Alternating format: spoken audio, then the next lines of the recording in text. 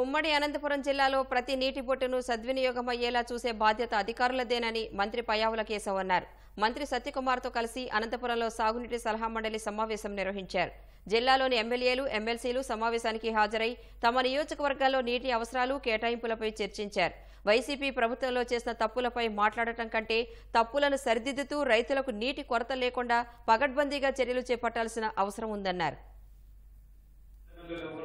గాల్లో మాటలు చెప్పేవాళ్ళు కాదు. అందరూ కమిటెడ్ గా క్షేత్ర స్థాయిలో నుంచి ఏదో కొంత చేయాలనే తపంతో ఉండేటువంటి వాళ్ళు. అట్ ది సేమ్ టైం మీకు ఎక్స్పీరియన్స్ ఉంది, చేయండి, విల్ సపోర్ట్. అయితే అశ్విత్ ఒకటే చెప్తున్నా, రాష్ట్ర ఆర్థిక పరిస్థితుల నేపథ్యంలో పేబుల్ అనేబుల్ నువ్వు పనులు చేయొచ్చు. పిలిచి వచ్చినప్పుడు నేను ముఖ్యమంత్రి గారు ఇచ్చిన రెస్పాన్సిబిలిటీ ఒకటే, అవకాశం ఉన్నటువంటి ప్రతి చెరువుకి, ప్రతి ఎకరానికి నీళ్లు అందించేలా చర్యలు తీసుకోవాలి.